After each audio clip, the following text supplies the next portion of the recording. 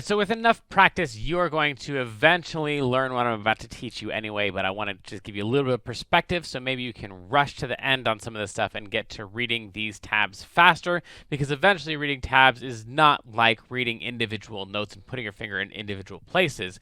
People who read a lot of tabs read tabs the same way you read words probably. You're not still, like when you go to read a book, sounding out each letter. You're just like saying a whole word or saying a whole sentence or a whole phrase.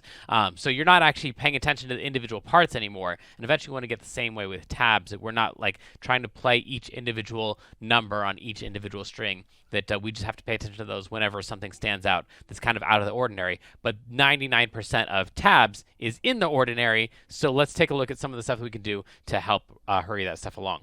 So the first thing I want to point out here is that a lot of tabs and a lot of guitar playing is really chord based. So even if you're playing one string at a time, like if I finger, for example, a G and I play this, thumb, pointer, middle, ring, I can play that, and that right there on tabs is going to look like, well, a 3, and then a 0, and then a 0, and then a 3, and then a 0, and then a 0, and then a 3. So that sounds crazy, and if you saw it on tabs, you'd be like, wow, that's a whole lot of numbers, but really, it's just a G chord that I'm going back and forth on.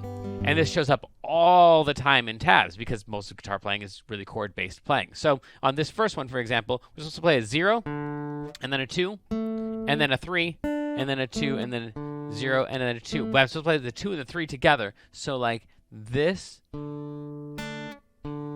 Cool. So I can play that right there. And then I'm supposed to switch to a 0 or a 4, and then a 2, and then a 2. So I'm supposed to go to a 4 here, and then play a 2 and a 2. So 4, 2, 2, 4, 2, 2, 4, 2, 2, 4. Like, this is not wrong. This is how this song goes, but it's really inconvenient, and it took a lot of effort to think about it, unless I realized, oh, this right here, anytime I see a 0 and a 2 and a 3, like, I would recognize that as a D shape. So probably it's just a D chord, and I'm only using 2 of the 3 of the strings, 2 of the fingers that are currently playing. So just knowing that that stuff exists and looking for it wherever possible, like this cluster of notes within this phrase is probably making some kind of a chord. That helps a whole lot. And then this next one, when I get the 4 and a 2 and a 2, I'm thinking, well, probably that's some kind of bar chord. I'm probably looking like some kind of F sharp minor or something. So looking for repeating patterns like that, and occasionally they'll actually be kind enough to tell you on top like what it's based on.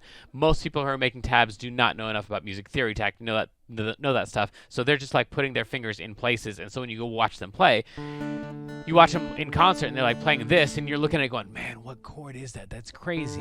This guy's a genius. He invented his own chord. And the truth is, it's just a D chord. If he would have been doing this, it would have sounded exactly the same, but you'd be able to recognize that as a D chord. So just know that most of the stuff is chord based, and it makes some kind of chord shape. And even if it doesn't, if it's not an actual chord, then what I would recommend is you kind of make up your own shapes, your own chords based on the tabs that are there. And that's probably what they're doing when they play theirs originally. The most convenient shape is going to be the shape, the hand position, where you have to move around the least. So in this case, I'm supposed to play a 7, and then a 5, and then a 5, and then a 5. Well, first thing I'm going to do is, if I see a bunch of numbers all in a row, like I've got these 5s here, I've got a 5, and a 5, and a 5. Anytime you've got a bunch of numbers all in a row.